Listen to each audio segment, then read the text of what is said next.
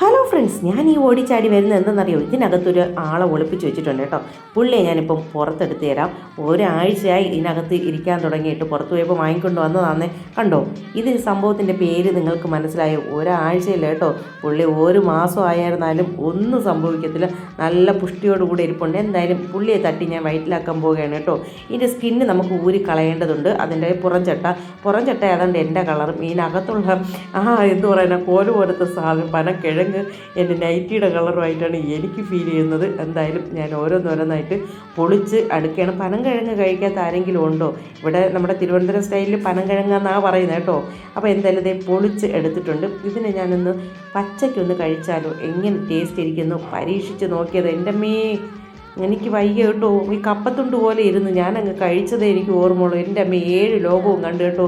ഒരു കാറലും തലച്ചോറിൽ കയറി പിടിച്ചു കഴിഞ്ഞു കേട്ടോ. ഇതിൻ്റെ ഒരു വല്ലാത്ത ടേസ്റ്റ് കേട്ടോ. പച്ചയ്ക്ക് കഴിക്കാൻ പറ്റില്ല. എന്തായാലും ഞാൻ കാട്ടുവാസിയല്ല, വേവിച്ച് തന്നെ കഴിക്കാൻ പോവുകയാണ് കേട്ടോ. കുക്കർ എടുത്തിട്ടുണ്ട്.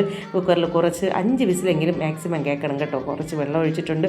അല്പം മഞ്ഞൾപ്പൊടി, ഞാൻ ക്യാമറയോടെയാണ് ചോദിക്കുന്നത്, മഞ്ഞൾപ്പൊടി മതിയോ? ഉപ്പ് ഇട്ടിട്ടുണ്ട്. ദേ അടയ്ക്കാനായിട്ട് പറ്റുന്നില്ല കേട്ടോ. എന്തായാലും ഞാനിതാ അടച്ച് നമുക്ക് ഗ്യാസിലിട്ട് വേവിക്കാൻ പോവുകയാണ്.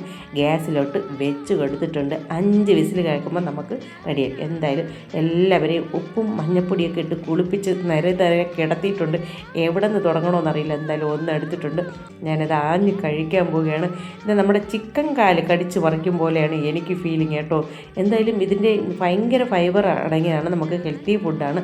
വലിയ ടേസ്റ്റൊന്നും ഇല്ലെങ്കിൽ തന്നെയും ഇത് നല്ല ഹെൽത്തിയാണ്, നമ്മുടെ ശരീരത്തിന് നല്ലതാണ്. ഇടയ്ക്കൊക്കെ വാങ്ങിച്ച് കഴിക്കുക കേട്ടോ. എന്തായാലും ഞാൻ നേരത്തെ കാണിച്ച അത്രയും 50 രൂപയാണ് കേട്ടോ. ഒരു കെട്ടിന് 50 രൂപയാണ് ഇവിടെ ഞങ്ങളുടെ നാട്ടിൻപുറങ്ങളിലൊക്കെ കിട്ടുന്നത്.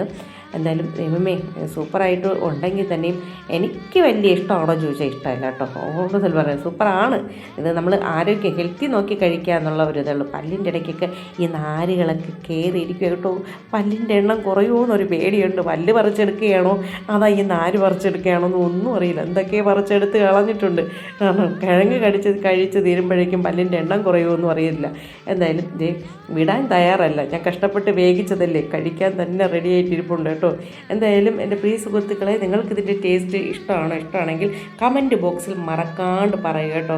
കണ്ടോ, നാരുകൾ നമ്മുടെ പല്ലിൻ്റെ ഇടയ്ക്കൊക്കെ കയറി കേട്ടോ. എനിക്ക് പല്ല് ഒരു ഗ്യാപ്പ് പോലും ഇല്ലാത്തതുകൊണ്ട് വലിച്ചെടുക്കാനും എനിക്ക് ബുദ്ധിമുട്ടാണ്. സൂപ്പറാണ്. നമുക്ക് എന്ത് പറയാനാണ്, ഹെൽത്തി ആയിട്ട് കഴിക്കാൻ പറ്റും. കട്ടൻ തേയിലൊക്കെ ഇട്ട് വൈകുന്നേരമൊക്കെ കഴിക്കാൻ പറ്റും കേട്ടോ. പുതിയ വിശേഷങ്ങളും പുതിയ കാഴ്ചകളുമായിട്ട് ഞാൻ നിങ്ങളുടെ മുന്നിൽ ഓടിയെത്താം.